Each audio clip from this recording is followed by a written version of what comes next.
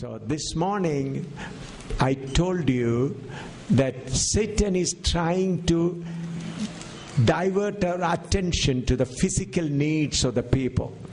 ఈ ఉదయకాలాన్నేమో మరి సేవకులైన మనల్ని భౌతిక సంబంధమైన విషయాల మీద ఆసక్తి కలిగి ఉన్నట్టుగా సైతాను ప్రేరేపిస్తాడని చెప్పారు. No, we are our attention is diverted to meet the physical needs of the people.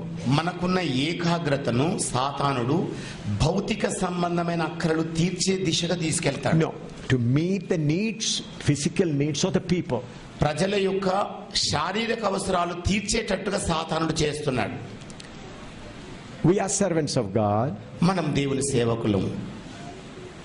People have two needs. ప్రజలకేమో రెండు అవసరాలు ఉన్నాయి. One is physical need, another is spiritual need. ఒకటేమో శరీర సంబంధమైన అవసరత, రెండవది ఆత్మ సంబంధమైన అవసరత. Number one thing we come to face is the physical needs of the people. మరి మొట్టమొదటిది ముఖాముఖిగా కలుసుకునే అవసరం ఏంటంటే శరీర సంబంధమైన అవసరం. I said Jesus started with the physical needs of the people. నేను మీకు చెప్పాను మరి యేసు ప్రభు మొదట శరీర సంబంధమైన అవసరాలు తీర్చే పరిచర్యను ఆరంభించాడని. And then slowly he stopped it and he moved on to the spiritual needs. మరి క్రమక్రమేణా ప్రభువు ఆత్మ సంబంధమైన అక్కరలు తీర్చే పరిచర్యలోనికి అడుగు పెట్టాడు. Meeting the physical need is stopped. మరి శరీర సంబంధమైన అవసరాలు తీర్చే పరిచర్యను ఆపేశాడు. If we would not have stopped meeting physical needs, there would not be no one to kill him, no one to cry and say, crucify him, crucify him. ఒకవేళ ప్రభువు గనక భౌతిక సంబంధమైన అక్కరలు తీర్చే పరిచర్యను ఆపకపోతే ప్రజలు ప్రభువును చూచి ఆయన్ను సిలువ వేయండి సిలువ వేయండి అని కేకలు వేసేవారు car. So if you study closely, and the first year and almost when Jesus entered into the second year, he stopped all needs, meeting all needs, physical needs of the people. మీరు జాగ్రత్తగా నిశితంగా ప్రభు యొక్క పరిచర్యను పరికించి చూస్తే మొదటి సంవత్సరంలోనేమో ఆయన శరీర సంబంధమైన అవసరాలు తీర్చే పరిచర్యనే కొనసాగించాడు. రెండవ సంవత్సరంలోకి అడుగు పెట్టేసరికల్లా ఆయన శరీర సంబంధమైన అవసరాలు తీర్చే పరిచర్యను ఆపేసి ఆత్మ సంబంధమైన అవసరాలు తీర్చే పరిచర్యను ఆరంభించేశాడు. And when he handed over the ministry to the people, to the disciples, he gave them only the authority to meet the spiritual needs of the people. ఎప్పుడైతే ప్రభువు పని ముగించి ఈ పరిచర్య బాధ్యతను తన శిష్యులకు అప్పగించేశాడో అప్పుడు ఖండితంగా వారికి ఆజ్ఞాపించింది ఏమిటంటే ప్రజల యొక్క ఆత్మ సంబంధమైన అవసరాలు తీర్చే పరిచర్యనే చేయాలని చెప్పాడు. That's why Jesus Christ said, go and make them disciples. అందుకే ప్రభు సెలవిచ్చింది ఏమిటంటే మీరు వెళ్ళి సమస్త ప్రజలను నా శిష్యులుగా చేయండి. In the beginning he said, go and heal the sick and meet their physical needs.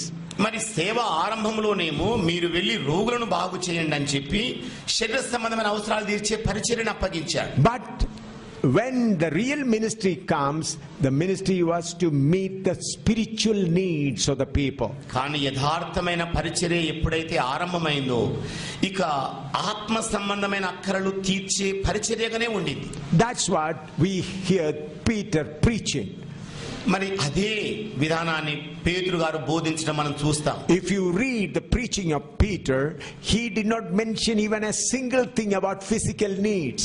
మరి పేతురు గారి ప్రసంగాన్ని జాగ్రత్తగా పరిశీలిస్తే ఆయన శరీర సంబంధమైన అవసరం గురించిన ఒక్క మాట కూడా తన ప్రసంగంలో ఉటంకించలేదు. You read the preaching of Stephen. మీరు స్టెఫెన్ యొక్క ప్రసంగాన్ని కూడా కాస్త చూడండి. There also he did not mention one word about the physical need of the people.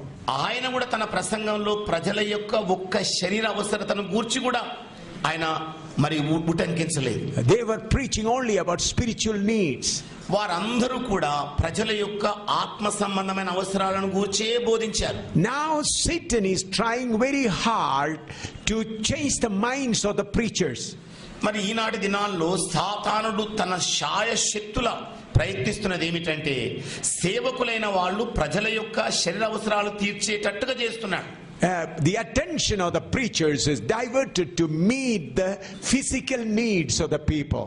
మరి పరిచారకుల యొక్క సేవకుల యొక్క ఏకాగ్రత కూడా దేని మీదకి మళ్ళిందంటే ప్రజల యొక్క శరీర అవసరాలు తీర్చాలన్న దాని మీదకి మళ్ళిపోయింది. When they meet a sick person, immediately the word comes about healing of their physical body.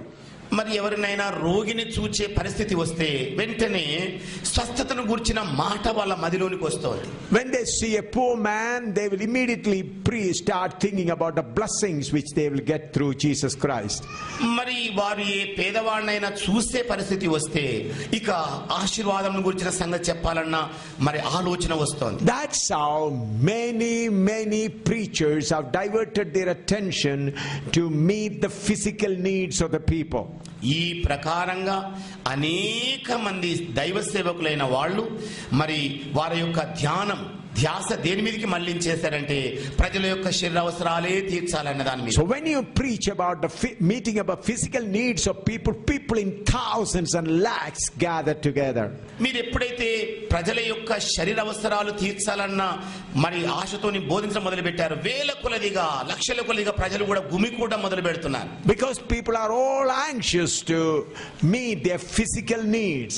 ఎందుకంటే ప్రజలందరూ కూడా అత్యభిలాషతోని మరి వారి శరీర అవసరాలు తీర్చబడాలన్న దానితోని వస్తున్నారు. Because before their eyes the physical needs are always hurting them. ఎందుకంటే వాళ్ళ కళ్ళ ఎదుటే వారి శరీర అవసరాలు వాళ్ళను బాధిస్తూ ఉన్నాయి. Through the physical needs their mind is diverted for the physical needs. భౌతిక సంబంధమైన అవసరాలను బట్టి వారి మనోనేత్రాలు ఆత్మ సంబంధమైన నేత్రాలు మూయబడుతున్నాయి. Therefore they keep on preaching about healing and material blessing.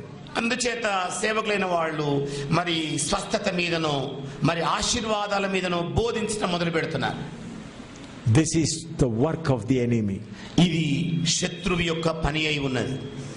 This is the work of another spirit. ఇది మరి యొక్క ఆత్మ చేయుచున్న కార్యమై ఉన్నది. This is the work of another Jesus, another gospel. మరి యొక్క యేసు మరి యొక్క సువార్త చేసే పని ఇది. The morning I said our job is to cut the branches from the wild olive. నేను ఉదయకాలం మీతో చెప్పి ఉంటిని, మనకున్న పని ఏమిటంటే అడవి ఒలీవ చెట్టు మీద నుండి కొమ్మలను వేరు చేయటం జరగాలి. But what many are doing is giving blessing to the branches of the wild olive. మరి అనేక మంది ఇప్పుడు చేస్తున్న పని ఏమిటంటే ఒలీవ చెట్టు మీద ఉన్న కొమ్మలకే ఆశీర్వాదములు అనుగ్రహించే పని పెట్టుకున్నారు. When you are engaged in blessing the branches of the wild olive, Satan will be a number one helper. చూడండి, అలవి ఒలీవ చెట్టు మీద ఉన్న కొమ్మలకు ఆశీర్వాదములు అందించే ప్రయత్నం మీరు చేస్తే మొట్టమొదటి సంతోషించి సైతాను సహాయకారిగా కూడా ఉంటాడు. He will bring a ladder and he will help you. Come on, climb on my wild olive tree and bless them. ఇదిగో వాడు ఏమంటాడంటే, నువ్వు అలవి ఒలి చెట్టు మీదకి వస్తున్నావు కదా, నీకు అవసరానికి నిచ్చెన కూడా వేస్తాను, నువ్వు ఎక్కి అది అందించడానికి అని అంటున్నాడు. He will watch you what you have in your hand. మీ చేతిలో ఏమి ఉన్నదో అని చూసి వాడు చూస్తున్నాడు. He is watching whether you have a bottle of oil to bless them. మరి మీ చేతిలో నూనె సీసా ఉన్నదా వాళ్ళని ఆశీర్వదించడానికి? Or some material things you are ready to give them. మరి ఏవైనా భూ సంబంధమైన వస్తు సామాగ్రిని ఇవ్వడానికి మీ చేతిలో అవి ఉన్నాయా? Or the words to encourage them to get more material wealth. మరి ప్రజలు ఇంకా భూ సంబంధమైన ఆశీర్వాదాలు పొందుకోవడానికి ఏమైనా ఆశీర్వాద మాటలు మీ నోట ఉన్నాయా అది చూస్తాడు. Or you are encouraging them, pray so that you may get more money, get more wealth, get more houses. మరి మీరు ప్రార్థన చేయండి, ఇంకా ప్రార్థన చేయండి, మీరు భూ సంబంధమైన ఆశీర్వాదాలు పొందుకోవడానికి, ఇల్లు పొందుకోవడానికి అని చెప్పే మాటలు ఉన్నాయా అని చూస్తాడు. If you are doing like that, he will help you. ఈ ప్రకారంగా గనక మీరు చేస్తూ పోతే వాడు కూడా సహాయకారిగా వస్తాడు. Satan will give you a ladder or help you and call even the government people to help you. మరి సాతానుడు చకా నిచ్చెన తీసుకొని వేస్తాడు. మరి అతనితో పాటు ప్రభుత్వం సిబ్బంది కూడా మీకు సహాయకరంగా ఉంటారు. But if you are climbing on the wild olive with a felling axe, కానీ మరి ఈ అడవి ఒలీవ చెట్టు ఎక్కడానికి మీ భుజాన గండ్రగొడ్డలు కనుక తీసుకొని చేతిలో పట్టుకుంటే he will oppose you. అతడు వెంటనే విరోధి అవుతాడు. He will oppose you with tooth and nail. మరి ఏ విధంగానైనా నిన్ను అభ్యంతరపరచాలన్న ప్రయత్నాలన్నీ చేస్తాడు. But our ministry is to cut the branches. కానీ మనకు అప్పగించబడిన పరిచర్య ఏమిటనగా అడవి ఒలీవ చెట్టు మీదకి ఎక్కి కొమ్మలను వేరు చేసే పరిచర్య. If you look at the churches today, what is the prayer request of the believers? ఈనాటి దినాల్లో ఉన్న సంఘ విశ్వాసులకు ప్రార్థన యొక్క విజ్ఞాపన ఏమై ఉంది? You watch their prayer list.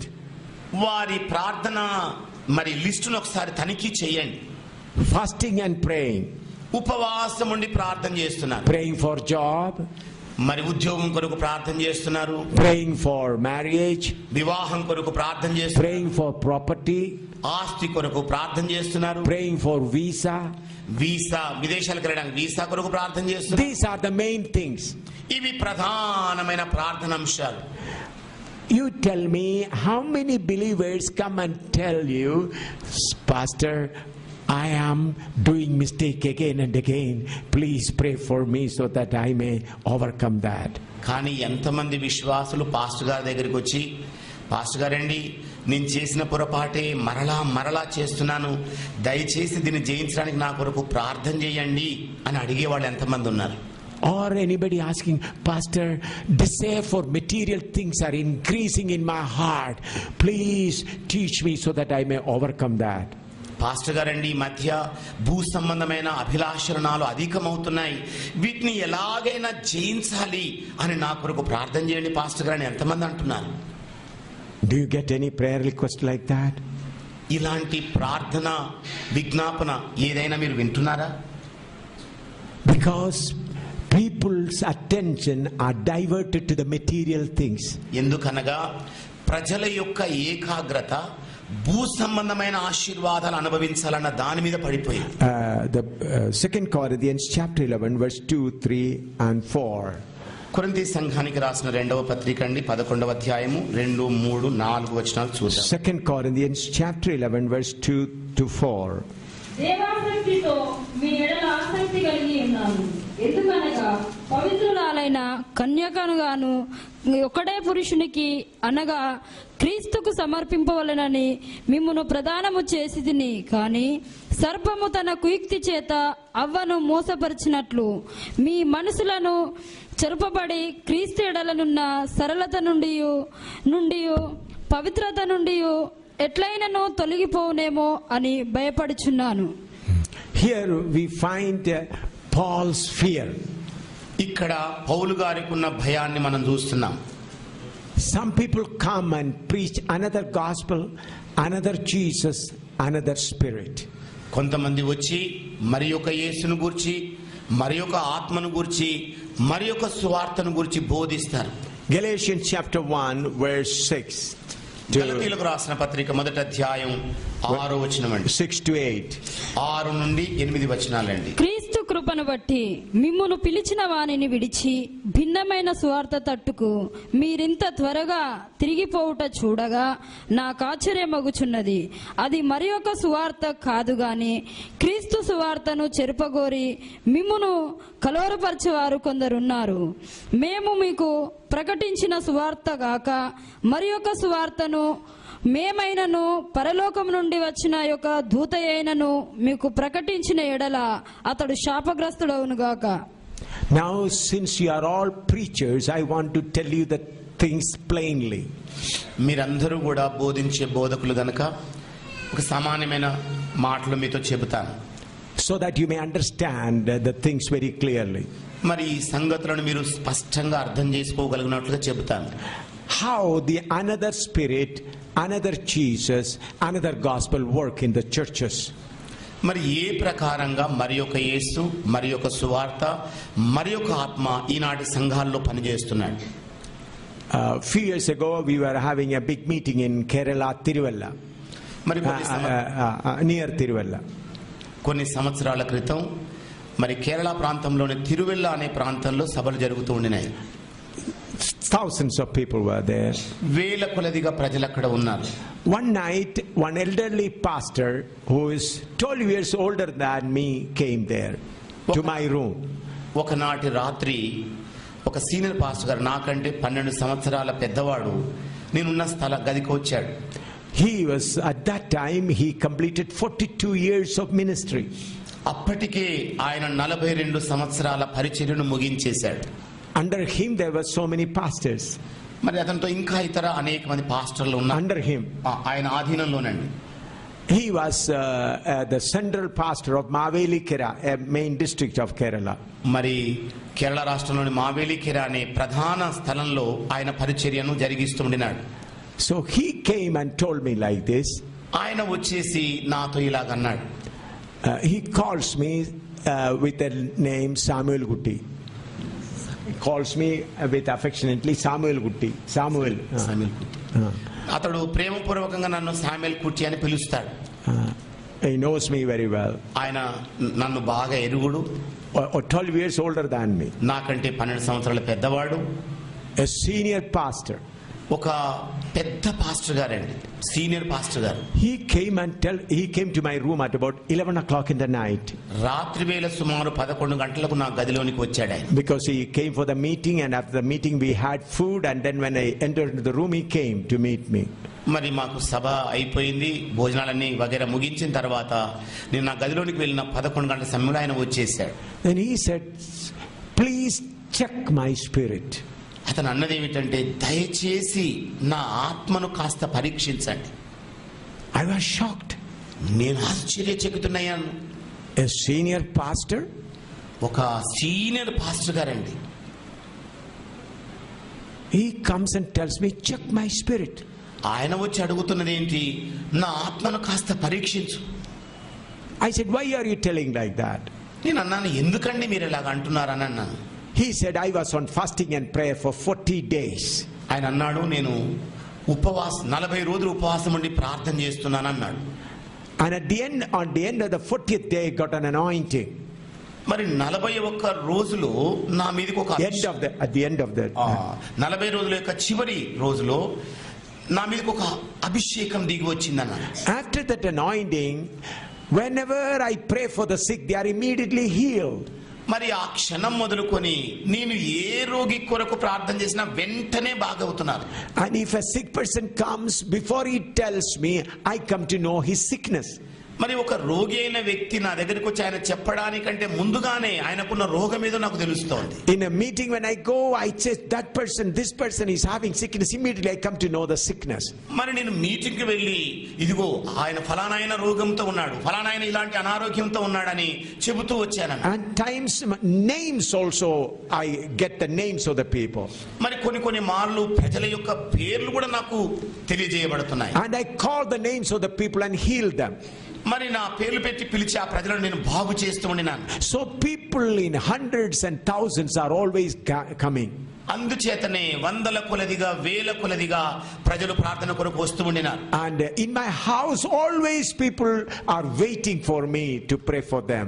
మరి నా ఇంటిలో ఎప్పుడు చూసినా కూడా ప్రజలు ప్రార్థన కొరకై వేచి ఉండడం చూశాను. And this month itself I deposited 1,32,000 in the bank. He said that month.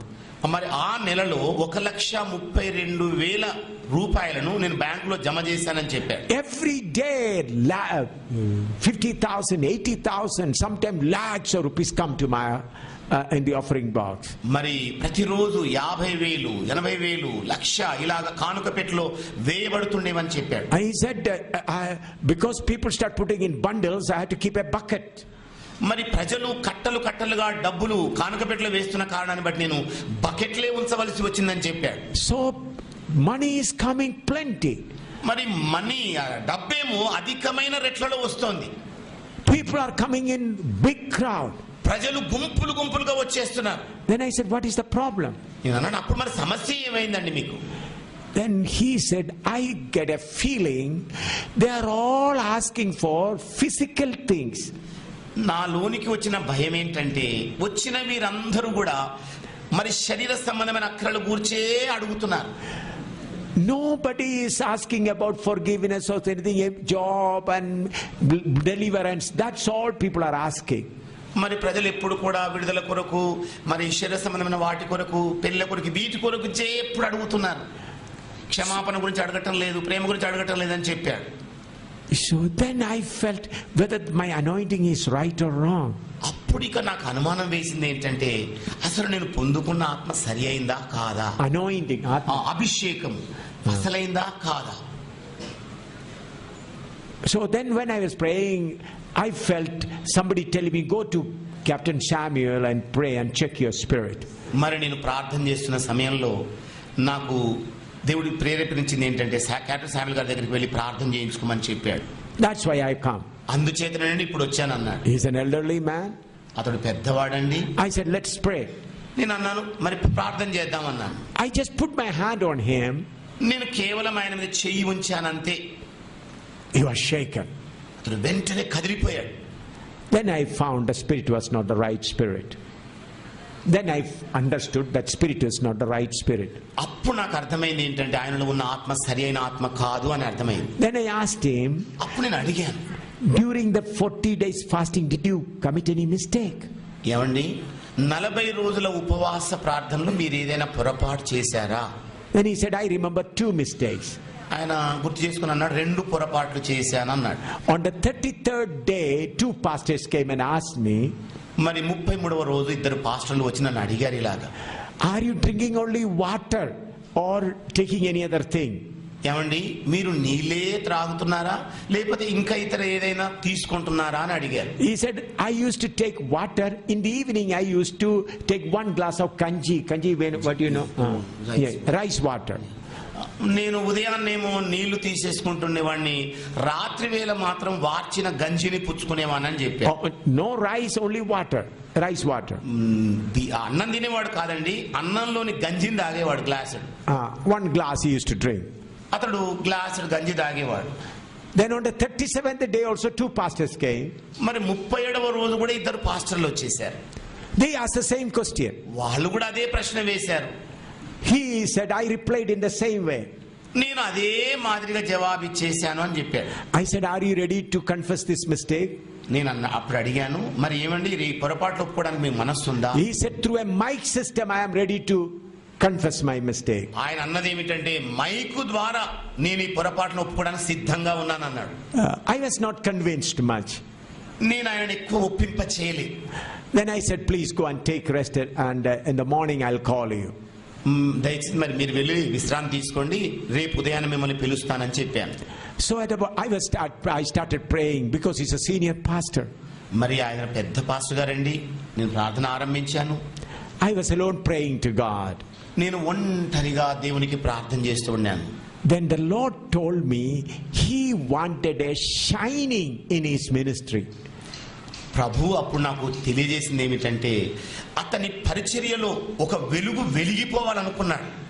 For that he started fasting. దాని నిమిత్తమే ఉపవాసంలో కూర్చున్నాడు. He wanted that people should love him.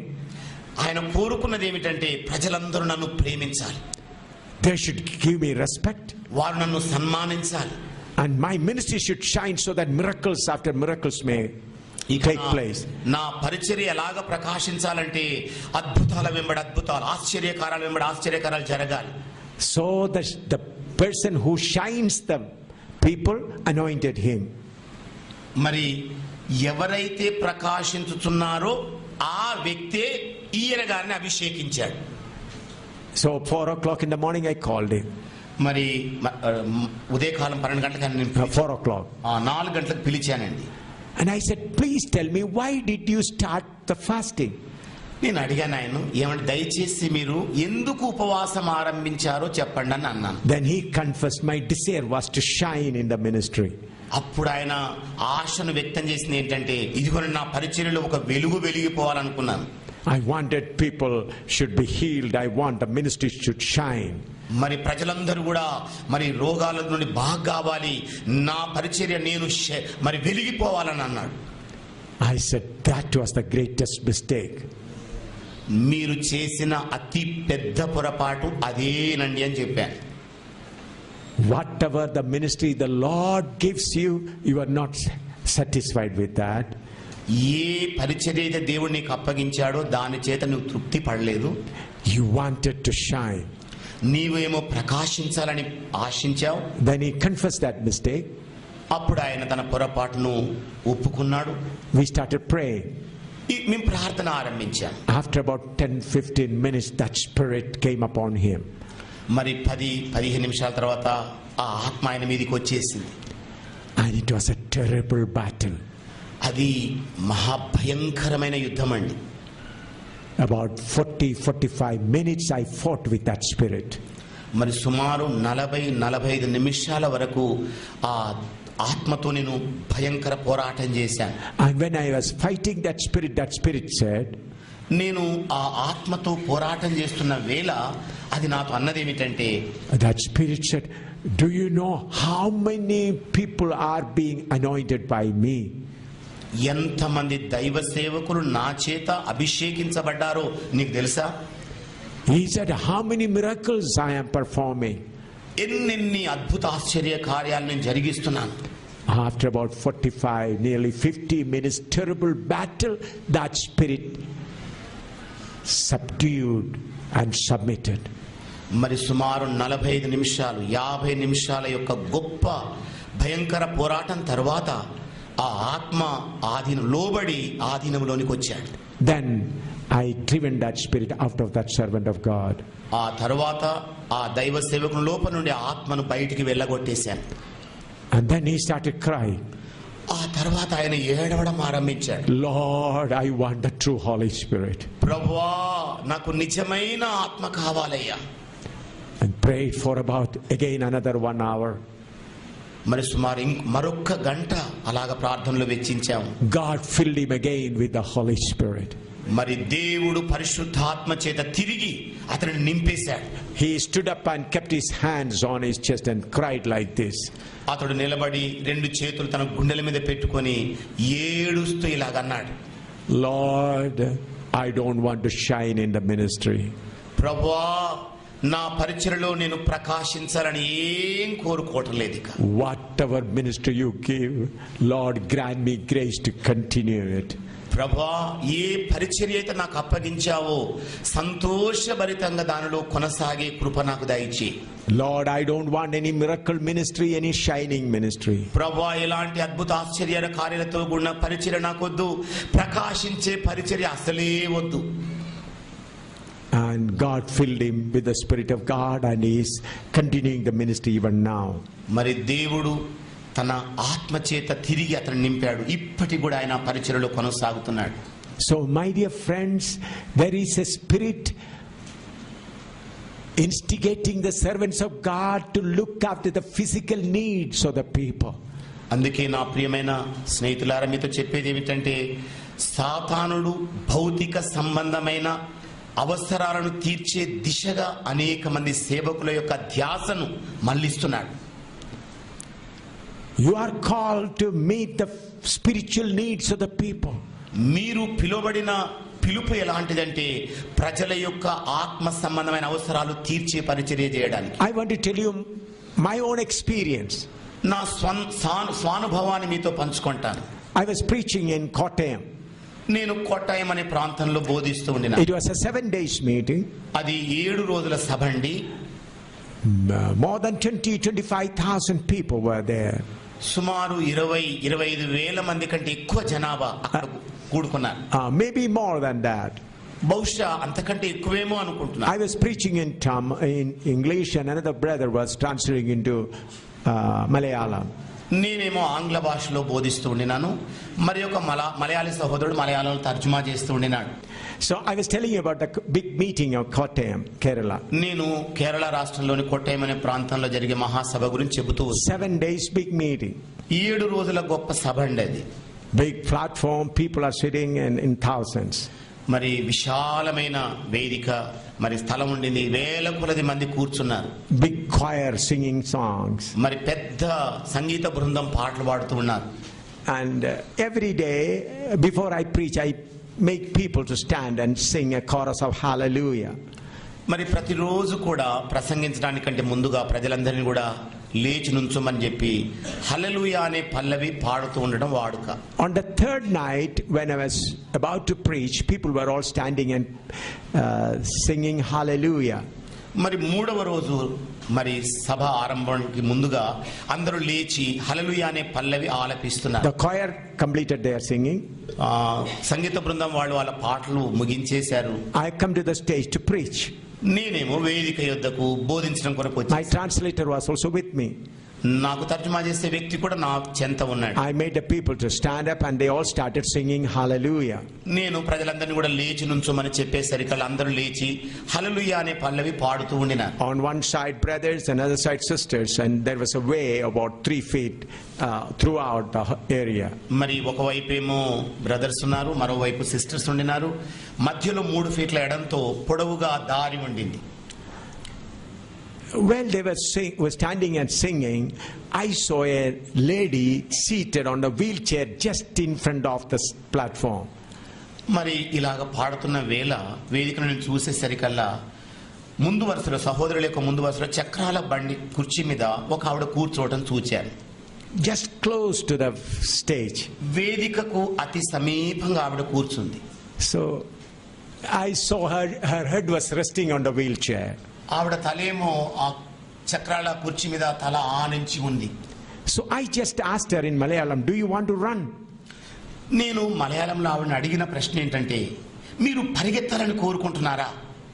She could not say, she just shaken her head like this little bit. ఆవిడ నోటితో జవాబు చెప్పలేక తలకాయతో అలా ఇలా ఊపి అవునండి ఉంది అన్నట్టుగా. Not very forceful, little shaking. మరి వేగం కాదండి, కాస్త అటు ఇటు ఊపింది అవునని. I said, rise up and run in the name of Jesus. నేను వెంటనే యేసు నామములో లేచి పరిగెత్తమని చెప్పాను. Immediately she stood and started running through that line up and down. వెంటనే ఆ స్త్రీ చక్రాల బండి మీద లెగిసి ఇటు అటు పరిగెత్తడం మొదలు పెట్టేసింది. She was a pastor's wife. ఆవిడ ఒక పాస్టర్ గారి భార్య. For 18 years she was on the wheelchair. 18 సంవత్సరాలుగా అలాగే ఆ చక్రాల బండి మీద ఆవిడ కాలం గడిపింది. They said this lady is a pastor's wife. 18 years her condition is like this. ఇదిగో ఈవిడ పాస్టర్ గారి భార్య 18 సంవత్సరాలుగా ఈ పరిస్థితి చక్రాల బండి మీద కుర్చీ మీద ఉండింది. When she started running up and down, people all started shouting hallelujah, hallelujah and all. ఎప్పుడైతే ఈవిడ తక్షణమే లేచి పరిగెత్తడం మొదలెట్టిందో ఇక ప్రజలందరూ కూడా చూసి ఇదిగో పరిగెడుతుంది హల్లెలూయా స్తోత్రం హల్లెలూయా స్తోత్రం అని బిగ్గరగా కేకలు వేయటం మొదలు. She was a known person. ఎందుకంటే ఆవిడ బాగా ఎరిగిన స్త్రీ. Then I felt some kind of happiness in me. వెంటనే నా లోపలికి ఒక రకమైన ఆనందం ఆవహించింది. Immediately somebody telling me, preach the compassion of Jesus. వెంటనే ఎవరో ఒకరు ఇదిగో యేసుక్రీస్తు యొక్క కనికరమును గురించి బోధించమంటున్నారు. And a great anointing came upon me. వెంటనే ఒక గొప్ప అభిషేకం నా మీదకి దిగి రావడం చూచాను. Full of power. పూర్తి శక్తితో నింపబడ్డాను. I cannot control that power. ఆ శక్తిని అదుపు చేసుకోలేనంత స్థితిలో ఉన్నాను. My hand is shaking, my leg is shaking. I cannot stand on the platform. నా చేతులు వణుకుతున్నాయి, నా కాళ్ళు వణుకుతున్నాయి. అసలు వేదిక మీద నడవలేనంత పరిస్థితి ఉంది. So I was just walking up and down with much difficulty controlling my anointing. నా అభిషేకాన్ని అదుపు చేసుకోలేక వేదిక మీద ఇటు అటు నడుస్తూ ఉండినాను. Then a small voice I heard. ఒక మెల్లనైన స్వరం ఆ సమయంలో విన్నా. Do you want to make disciples or perform miracles? ఏమిటి, నీవు శిష్యులను చేసే పరిచర్య చేస్తావా లేకపోతే ప్రజలను బాగు చేసే పరిచర్య చేస్తావా? In 1 minute I realized. ఒక్క నిమిషం మాత్రంలో నేను గుర్తించేశాను. More than 25,000 people are in front of me. నా ఎదుట 25,000 మంది కంటే ఎక్కువ ప్రజలు కూర్చొని ఉన్నారు. People are rejoicing. ప్రజలేమో ఆనందిస్తూ ఉన్నారు. And on my physical body, body all shaking. నా బాహ్య శరీరం అంత శక్తితో నింపబడింది, వణుకుతూ ఉంది. I said like this. నేను ఇలాగ అన్నాను. I stamped on the platform. నేను ఆ వేదిక మీద ఇలా అనగద్రొక్కి అన్నాను, I'll preach to make disciples. నేను శిష్యులను తయారు చేసే బోధిస్తాను.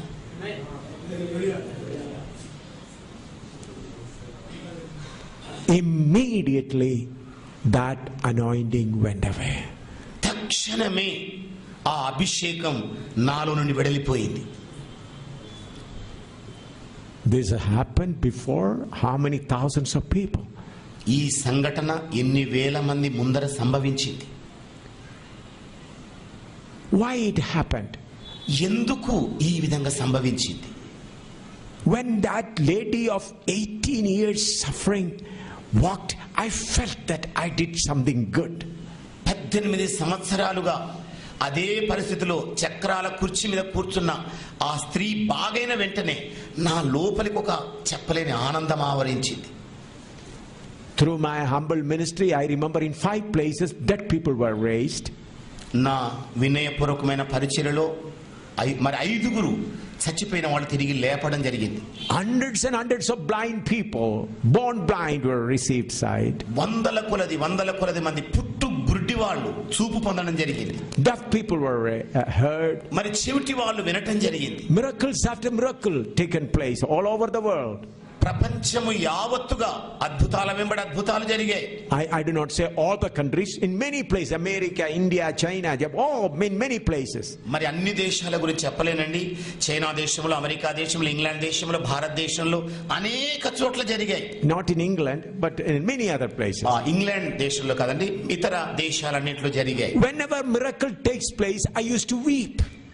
ఎప్పుడైతే అద్భుతాలు చోటు చేసుకుంటాయో ఇక నేను వెంటనే ఏడ్చేస్తాను. Lord, who am I? You did this miracle through me. ప్రభువా, నేను ఏ మాత్రపు వాడను, ఇన్ని అద్భుతాలు నువ్వు జరిగిస్తున్నావే. In Kottayam, once I was preaching, a doctor from North India came to check the miracles. మరి కేరళ రాష్ట్రంలో కొట్టాయం అనే ప్రాంతంలో నేను బోధిస్తున్న వేళ, not that time, before that, దానికంటే ముందుగానండి, ఉత్తర భారతదేశంలో ఒక డాక్టర్ గారు తనిఖీ చేయడానికి వచ్చేసారు. He was a qualified doctor from London. London దేశం నుండి పట్టభద్రుడైన వైద్య నిపుణుడు ఆయన. He never believes in miracles. ఆయన ఎప్పుడు కూడా ఈ ఆశ్చర్యాల అద్భుత కార్యాలంటే నమ్మడు. It's an emotional, psychological excitement. అతడు వ్యాఖ్యానించేది ఏమిటంటే ఇదంతా కూడా మానసికమైన ఒక మరి ఊహ లేకపోతే కార్యం అని చెప్పేవాడు. In Kottayam, in one place in family there were 3 deaf people. మరి కేరళలో కొట్టాయం అనే ప్రాంతంలో కుటుంబంలో 3 చెవిటి వాళ్ళు ఉండేవాళ్ళు. And deaf, they are not able to speak, and dumb, deaf and dumb. మరి వాళ్ళు చెవిటి వాళ్ళు, మూగవాళ్ళు, మాట్లాడలేరు, వినలేరు. 3 children in the same family. 3 పిల్లలు కూడా ఒక్కటే కుటుంబంలో ఉన్నారు. So people are standing in line, and I used to pray one after another. ప్రజలేమో ప్రార్థన కొరకు వరుసలో నుంచుండినారు, నేను ఒకరి తర్వాత ఒకరికి ప్రార్థన చేస్తూ ఉండినాను. So this doctor picked up these 3 people and stood with them. మరి ఈ డాక్టర్ గారు ఈ 3 వ్యక్తులను తీసుకొని నిలబడ్డాడు. He checked them, వారిని పరీక్షించాడు. and he said, yes, this is a fit case to see whether miracle is taking place or not. మరి ఈ 3 సరి అయిన వ్యక్తులు నిజంగా అద్భుతాలు చోటు చేసుకుంటున్నాయా లేదా అని తనిఖీ చేయడానికి సరి అయిన వ్యక్తులు అనుకున్నాడు ఆయన. I did not know this doctor. I did not know what he was doing. నాకైతే తెలియదండి ఈ డాక్టర్ గారు ఏం చేస్తున్నారో, ఎలా ఆలోచనతో ఉన్నారు. So this father and mother brought them, father and mother with them, and I started praying. మరి ఈ 3 తల్లిదండ్రులు ఈ 3 పిల్లల్ని తీసుకొని వచ్చారు. వారి కొరకు నేను ప్రార్థన చేస్తున్నాను. The first person was healed. మొదటి వ్యక్తి బాగైపోయాడు. That was a girl. అమ్మాయి అండి. And then the second one was a boy. మరి రెండవ అబ్బాయి బాగయ్యాడు. He was also healed. అతను కూడా బాగైపోయి స్వస్థపడ్డాడు. Third was also a girl. మరి మూడవ వ్యక్తి ఆ బాలికే. In the same family. ఒకటే కుటుంబం. 3 of them started speaking and shouting and hearing well. మరి ముగ్గురు కూడా బిగ్గరగా కేకలు వేస్తూ మాట్లాడారు, చక్కగా వింటూ ఉండినారు. Then this doctor came and folded his hand and said, sorry, now I believe in miracles. ఇక ఈ డాక్టర్ గారు నా ముందుకు వచ్చేసి రెండు చేతులు జోడించండి, ఇదిగోనండి క్షమించాలి, ఈ ముగ్గురు కూడా వింటున్నారు మరి మాట్లాడుతున్న సంగతి నిజం, నేను నమ్ముతున్నాను అన్నాడు. Then also tears were coming from my eyes. అయినప్పటికీ ఆయన మాటలు పట్టుకుండా నీళ్లు నా కన్నుల నుండి జారుతూనే ఉన్నాయి. Lord, you are doing this. ప్రభువా నీవే జరిగిస్తున్నావు ఇవి. But when this miracle happened in Kottayam Pallam, when this 18 years lady started running up and down, కానీ కొట్టేం అనే పల్లం ప్రాంతంలో ఎప్పుడైతే 18 సంవత్సరాల అనారోగ్య స్త్రీ చక్రాలకు నుండి లేచి కుర్చీ నుండి లేచి పరిగెత్తిందో, I got a feeling I did something great. అప్పుడు నాలో ఒక అనుభూతి, చిరు అనుభూతి లేచింది. ఏంటంటే నేనేదో గొప్ప కార్యం జరిగించేశాను. Immediately God allowed another spirit's anointing on me. వెంటనే దేవుడు మరి ఒక అభిషేకాన్ని నా మీదకి దిగి రావడానికి అనుమతించాడు. Remember, we have an inner person and an outer person. వినండి, గుర్తించండి, మన లోపల ఒక అంతరంగ పురుషుడు ఉన్నాడు, ఒక బాహ్య పురుషుడు ఉన్నాడు. The inner man, true anointing. మరి అంతరంగ పురుషుని లోపల నిజమైన అభిషేకం ఉంటుంది. And in the outer man, there is duplicate anointing with great power. మరి రెండవ నకిలీ అభిషేకం ఏమో ఈ బాహ్య పురుషుల్లో ఉంటుంది, శక్తివంతంగా ఉంటుంది. My body is shaking. నా శరీరమే కదిలింది. But when I said I'll preach to make disciples, కానీ నేను ఏ క్షణాన్నైతే నేను శిష్యులను చేసే బోధిస్తానన్నాను, immediately that anointing went away. తక్షణమే నా మీద ఉన్న అభిషేకము అదృశ్యమైపోయింది. So personally I experienced this duplicate anointing. అందుకే వ్యక్తిగతంగా ఈ నకిలీ ఆత్మ అంటే ఏమిటో అనుభవించేశాను నేను. Such a great power. అంత గొప్ప శక్తి. What that spirit says? ఆ ఆత్మ చెబుతున్న సంగతి ఏమిటి? Preach the compassion of Jesus. యేసుక్రీస్తు యొక్క కనికరమును గురించి బోధించు. How many of you understood this? మీలో ఎంతమంది ఈ విషయాన్ని అర్థం చేసుకున్నారండి? Since you are all preachers, I am sharing this to you.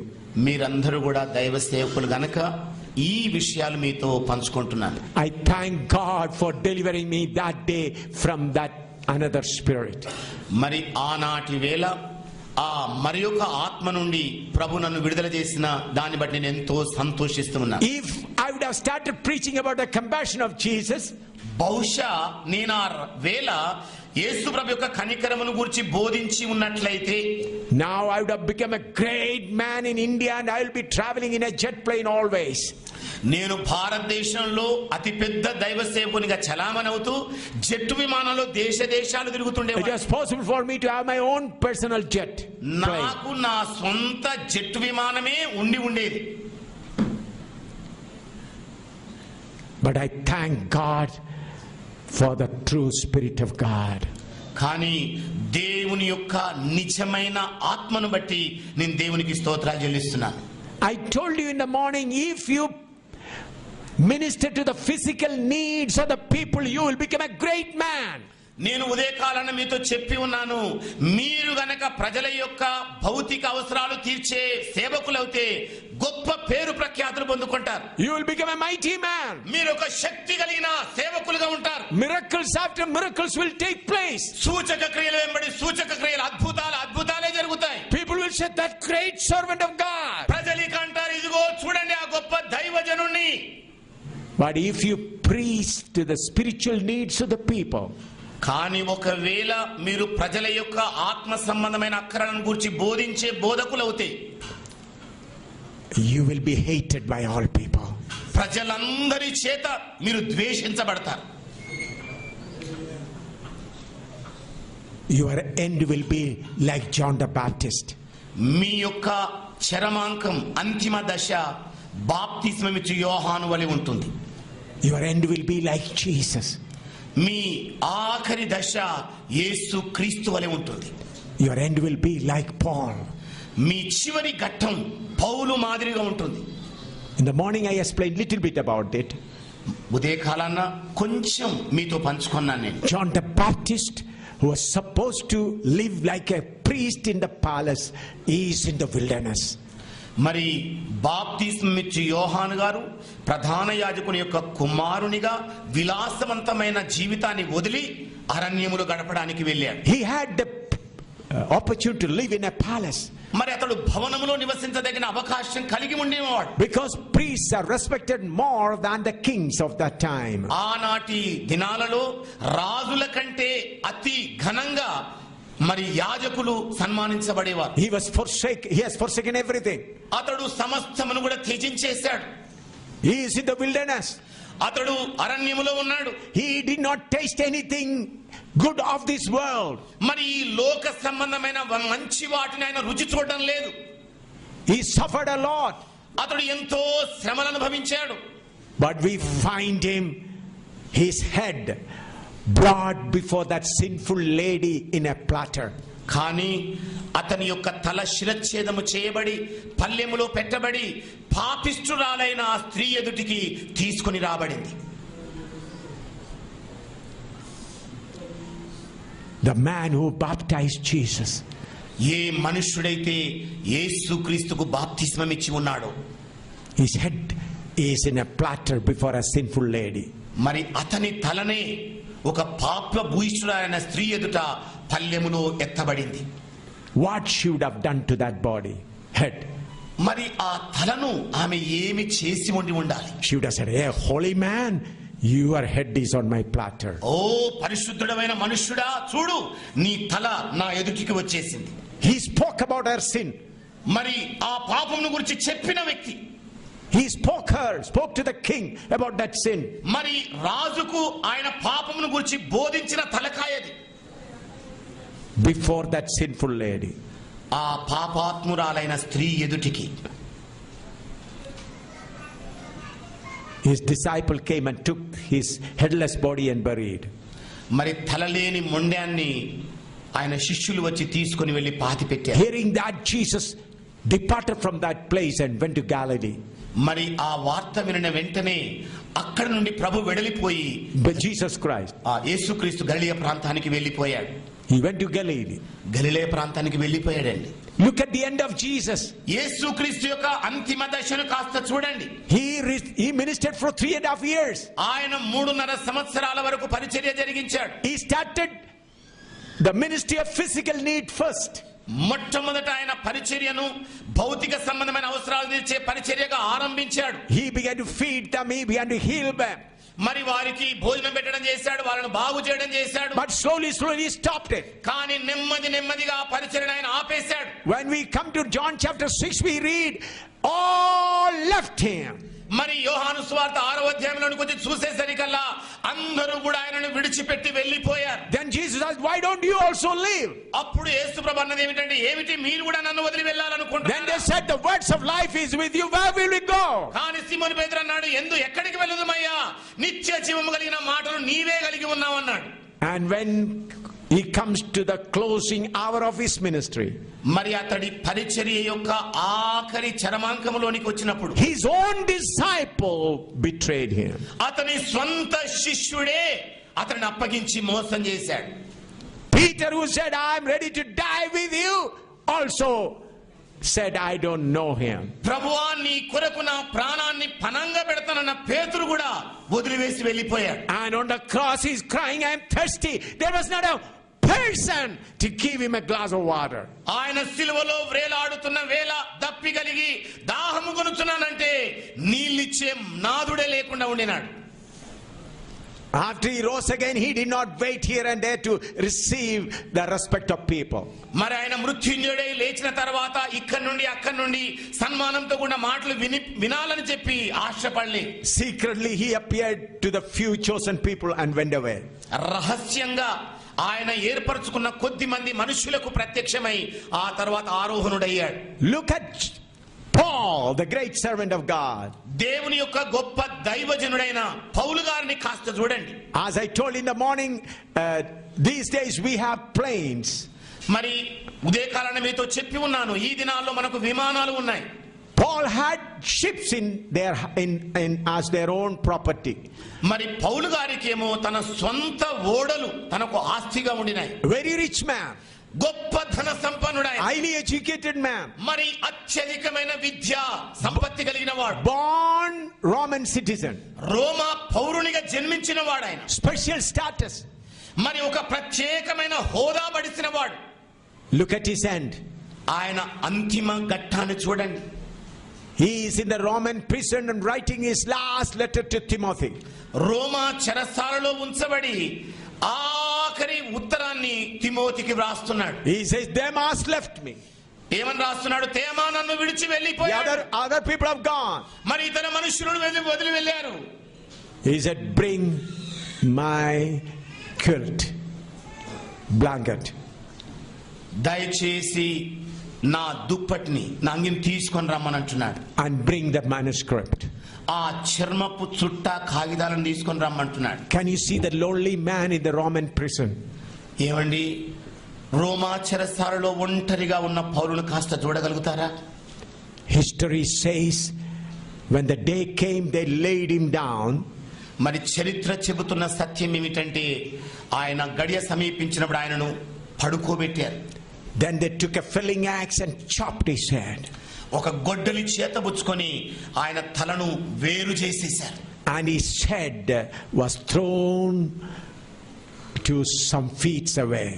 మరి ఛేదించబడిన తలకాయ కొన్ని అడుగుల ఎడంలో పడిపోయింది దొర్లుకుంటూ. And even now also that place is kept where his body and where his head was found. ఇప్పటికి కూడా ఆ చారిత్రాత్మకమైన స్థలం భద్రపరచబడి ఉంది. ఎక్కడ ఆయన ముండముంచబడింది, ఎక్కడ తల ఎగిరి పడిందో దాని ఆచూకీ ఆనవాలు ఉన్నాయి. Then it was on a high hill. మరి అది గొప్ప ఎత్తైన పర్వత ప్రాంతం. And on the valley there's a river flowing. మరి దాని కిందుగా మరి ఒక నది ప్రవహిస్తూ ఉండింది. They pushed that dead body through under that gap to the river. మరి ఆ పై పర్వత భాగం నుండి ఆయన పార్థివ శరీరాన్ని ప్రవహించే నదిలో పడేశారు కొట్టుకొని పోవడానికి. It's a high valley. మరి అది గొప్ప ప్రవాహంతో ప్రవహించే నది. His body was thrown like that. ఆయన శవం ఆ విధంగా ప్రవాహాన్ని కొట్టుకొని పోయింది. Timothy could not see his body. Timothy కూడా ఆయన పార్థివ శరీరాన్ని చూడలేకపోయాడు. This is ministry. ఇదే పరిచర్య అన్నగా. This is the only way. ఇదే ఒక్క మార్గం అండి. If you preach the physical needs of the people, you will become a great man. మీరు ప్రజల యొక్క అవసరాలను తీర్చే పరిచర్య చేస్తే మీరు గొప్ప ప్రఖ్యాతి చెందిన బోధకులు అవుతారు. But if you preach about the spiritual needs of the people, you will be a forsaken man. కానీ ప్రజల యొక్క ఆత్మ సంబంధమైన అక్కరలు తీర్చే పరిచర్య జరిగిస్తే మీరందరి చేత త్యజించబడతారు. Check your anointing. మీ అభిషేకం ఏమిటో కాస్త పరీక్షించుకోండి. Check your anointing. మీ అభిషేకమును కాస్త పరీక్షించుకోండి. I said check your anointing. నేను చెబుతున్నది ఏమిటంటే మీ మీద ఉన్న అభిషేకం ఎలాంటిదో కాస్త పరీక్షించుకోండి.